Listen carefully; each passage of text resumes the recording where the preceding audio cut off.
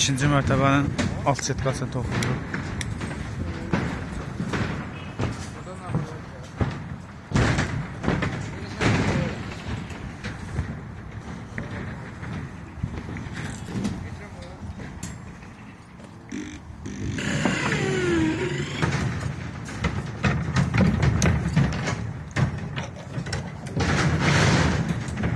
Neçələr motordasan?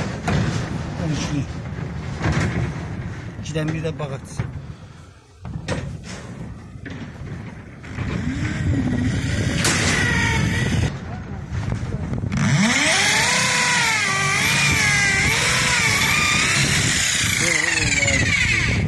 Adi çürümləli işlər.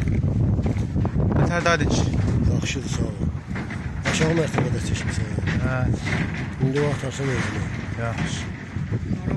Yorulmayasın. Sağ ol. 2 yılda